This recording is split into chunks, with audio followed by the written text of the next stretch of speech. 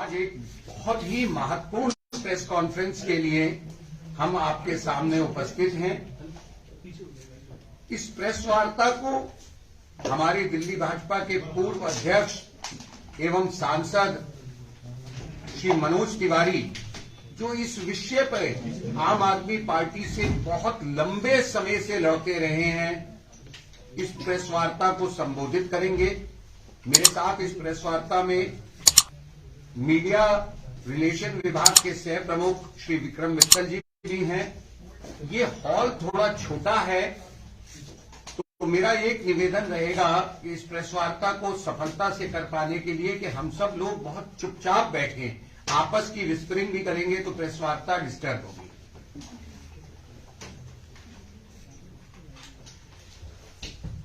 दोस्तों नमस्कार।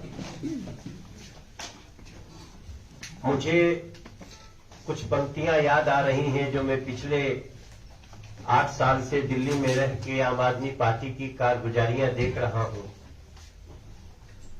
तो मुझे कुछ पंक्तियां इसमें याद आ जाती हैं कि झुग्गी झोपड़ी से पैसा लेने के बाद भी उनका आशियाना लूट लेंगे, कोरोना आया तो गरीबों का खाना लूट लेंगे और मौका मिलते ही दिल्ली का खजाना लूट लेंगे। ये है आम आदमी पार्टी की नीति। मेरी तीनों पंक्तियों में 3 कहानियां हैं और वो लूट की हैं। ऐसा लगता है कि एक समय नादिर शाह ने लूटा था दिल्ली को, और एक बार आम आदमी पार्टी अपने भ्रमजाल से सत्ता में बैठकर दिल्ली के खजाने को लूट रही है, जिससे दिल्ली के गरीबों का, दिल्ली के झुग्गियों का, दिल्ली के घरों में पानी देने का, इस सारी समस्याओं का निदान होता। लेकिन नहीं, आज 163 करोड़ रुपए 10 दिन के अंदर रिकवर करने की बात आई तो मनीष सिसोदिया जी, दिल्ली सरकार छटपटा गई। वो लोग प्रेस कॉन्फ्रेंस करने बैठे, और प्रेस कॉन्फ्रेंस भी करने बैठे तो वही अराजक भाषा का इन्होंने प्रयोग किया है जिसके लिए आम आदमी पार्टी जानी जाती है।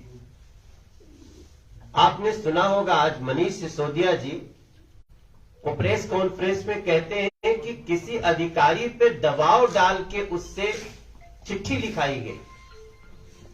मनीष सिसोदिया जी, आप डिप्टी सीएम हैं। इस देश की संवैधानिक व्यवस्था में कोई भी आदेश निकलता है तो किसी न किसी अधिकारी के साइन से ही निकलता है।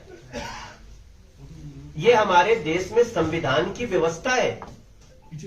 लेकिन आपको लगता है कि हम उस व्यक्ति पर अटैक करें जिसने साइन किया। तो मुझे एक बार यह भी कहने में संकोच नहीं होता कि शायद आप लोगों ने संविधान को दरकिनार करके, जो अरविंद केजरीवाल ने कहा था कि हम अराजक हैं, उसी अराजकता का परिचय आज भी दे रहे हैं।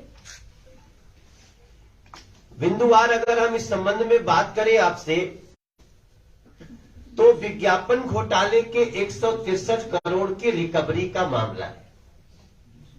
सिंपल सी बात है कि आपने अपनी पार्टी का चेहरा चमकाया, आपने अपने नेताओं का चेहरा चमकाया पार्टी के अनुसार। सरकार का और सरकार की योजनाओं से उसमें कुछ लेना देना नहीं था, और वो 163 करोड़ रुपए की रिकवरी आम आदमी पार्टी से व्यवस्था कर रही है, एजेंसीज कर रही हैं, जिसके जो संवैधानिक रूप से जिम्मेदार हैं। तो आप बौखलाए हुए हैं। आपके बौखलाने से, आम आदमी पार्टी के बौखलाने से, अरविंद केजरीवाल जी के बौखलाने से या मनीष सिसोदिया जी के बौखलाने से सरकार की खजाने की एक प्रकार से लूट, इसको भी लूट ही कहते हैं, कि आप लोगों के द्वारा चुन के बैठे हो और चुनने के बाद जिस पैसे से लोगों का कल्याण होना था, गरीबों का कल्याण होना था, उस पैसे को आप अपनी पार्टी का चेहरा चमकाने में लगा दिए। तो इस बौखलाहट से ये माफ नहीं हो सकता। फिर दिल्ली के लोगों को जब ये पता चलेगा कि अरे बाप 163 करोड़ रुपया इन लोगों ने दिल्ली के टैक्स पेयर का, दिल्ली के खजाने का जो खर्च किया, वो रिकवरी की बात किसके किसके कहने से हुई है, तो उस बिंदु पे जाइए। आम आदमी पार्टी 2017 में भी कोर्ट जा चुकी है इस पे। मनीष सिसोदिया जी इस बात को छुपाते हैं। 2017 में आम आदमी पार्टी दिल्ली उच्च न्यायालय से स्टे ऑर्डर लेने का भी प्रयास किया था इस पे, लेकिन कोर्ट ने स्टे नहीं दिया। माननीय कोर्ट के स्टे ना देने के बाद ये जो खर्चा हुआ है उसको रिकवरी करने का प्रयत्न शुरू हुआ है।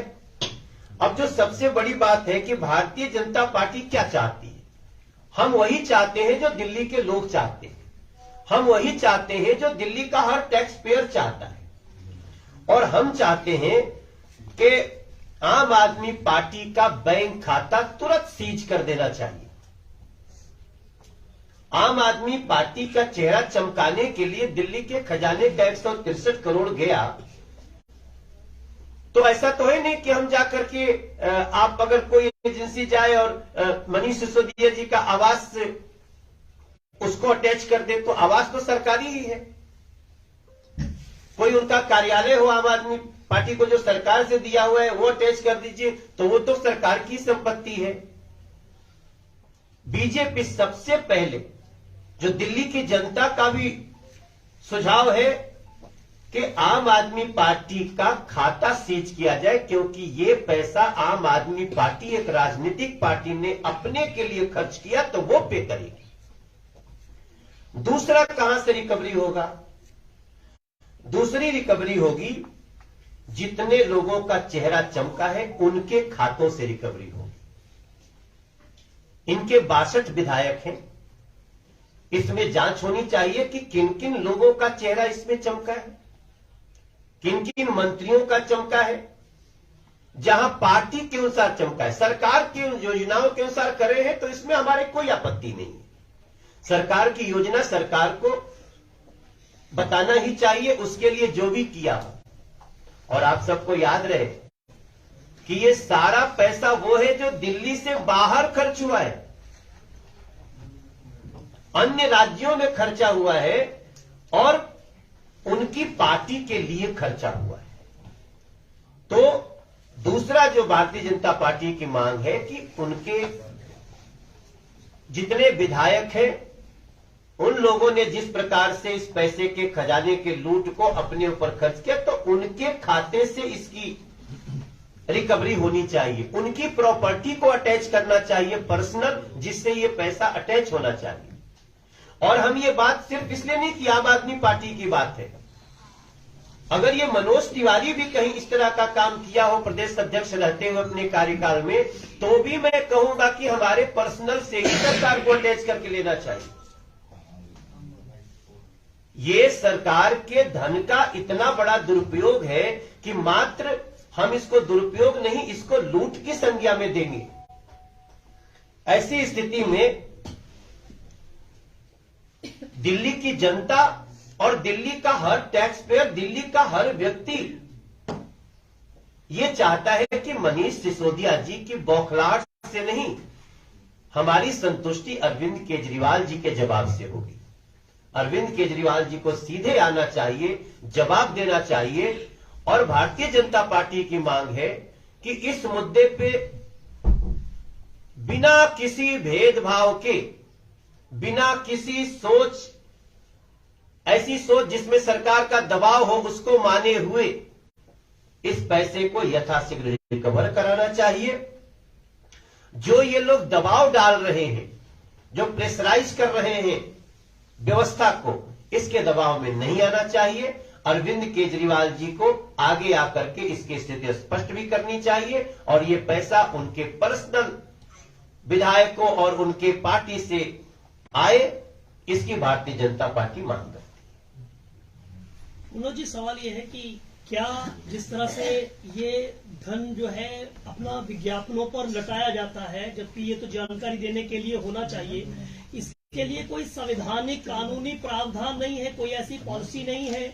और अगर नहीं है तो क्या इसकी व्यवस्था नहीं होनी चाहिए कि विज्ञापनों के ऊपर जो है वो सरकारें जो है वो दूसरे राज्यों में भी जाकर पैसा खर्च करें और विज्ञापनों के नाम पर जो है अपनी पार्टी का या अपने नेताओं का जो है वो चेहरा चमकाया जाए?